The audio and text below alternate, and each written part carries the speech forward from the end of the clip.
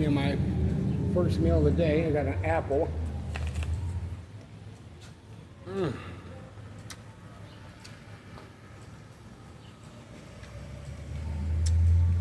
I got my wagon and my bike. I'm waiting for a friend after work to come over to start moving stuff. And it's getting a little bit delayed till Sunday because I can't get the money from Cash App because you can't exceed $1,000. So back in the day, that type of shit used to worry me. I don't worry like I used to. I don't have. When I used to worry, I used to take a shit ton of pills.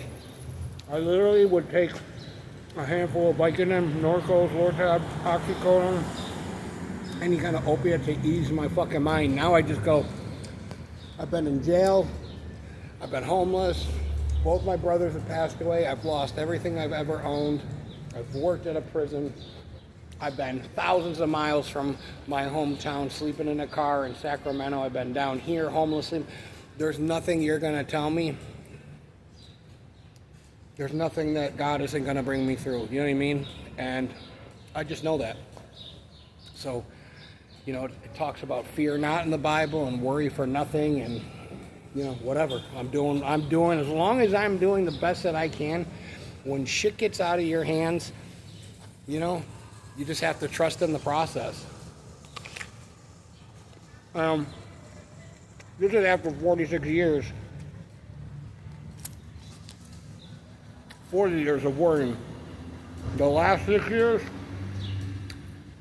you know, I'm gonna stand within reason. You know, I always knew having her move in with me eventually was gonna cost me my house. You know what I mean? But I don't have any regrets about that.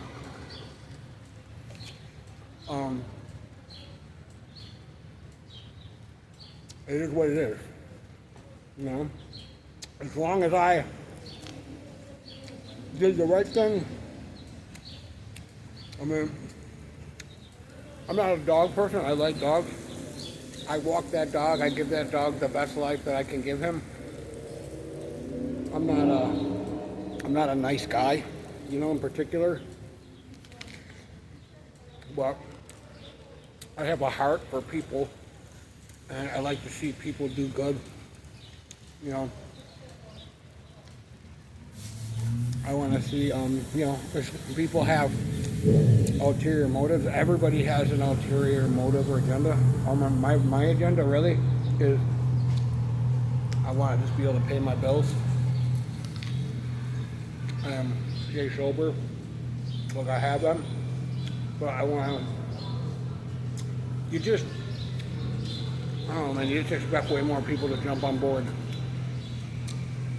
But when I was fucked up, I had to do all the research on Kratom and this and that, and, you know, it talks about being born again. What does that mean? It means God gives you a new heart and a new eye. So I see the world,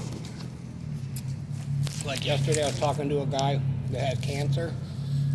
The old me might have just, not that I would have blown him off, but I would have been so preoccupied with being high or getting high. Yeah. I wasn't as effective as I am now. And I wish I was more effective, you know.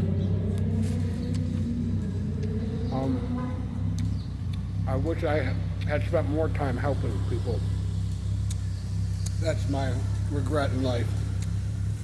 It's not, I wish I didn't do drugs, but I had to go through that journey. I had to go through that journey or I wouldn't care about it, you know what I mean?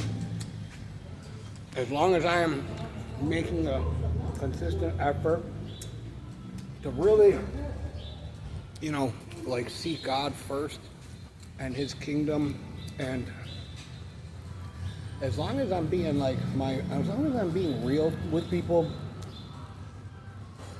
you know, like I'm being true And I'm being, there's no like, oh man, once you get to know him, he's a real fucking asshole, you know what I mean? Or he's a selfish mother, or he's a deceitful, There is none of that with me. What you see is what you get. I tell everybody how I feel. Oh, I don't let things, I got a situation at work where the one guy's like upset that I was talking to him about safety. Well, fuck him, you know what I mean? Like, I'm not really worried about it. I'm a grown ass man, you know what I mean? I don't go to bed at night and worry about what other people think. I don't go to bed at night and, I do have a little bit of a ego where I want to slap a couple people right now, But at the end of the day, with everything that's gone on, I still don't want to see anybody continue to harm themselves or continue to live their life they're living. I still want to see my ex-girlfriend get her shit together. I still want to see people. I want to see her fucking significant other that she has kids with do good. You know what I mean? Like, I don't have this, like I used to have a list, like a crazy person. I think every crazy person or toxic person has a list of people that when I do lose my mind that I am going to fucking annihilate with a water balloon gun. But then I just said, I'm not fucking, why am I even feeding into this negative? Why the fuck, like a guy beat up one of my girlfriends that I was in love with in high school when we split up. And for years, I wanted to I used to fascinate, and for years I would think about killing this motherfucker. You know what I mean? Years. The dude that sold my brother drugs that killed him, for years I would fantasize about throwing him off a fucking bridge. Literally. You know what I mean? Literally. And then I seen his daughter 1,500 miles away, just how God works things out. And I remember the last time I seen her, I was looking for her dad. And she was on her bicycle, with a little bell on it going, oh, who are you? You looking for my daddy? And I was thinking, yeah, I'm looking for him. And to think, God is the one that's in charge of, he's the principal of the school. I'm not the fucking disciplinarian. So vengeance is mine. Not that I want people to be venged, or whatever, but, including myself, we all got we all have things that we've done to others. And we all got things that we're going to have to work through, or things that are coming to us. And if we're smart enough to see that and go, hey man, I deserve this, what can I learn out of this?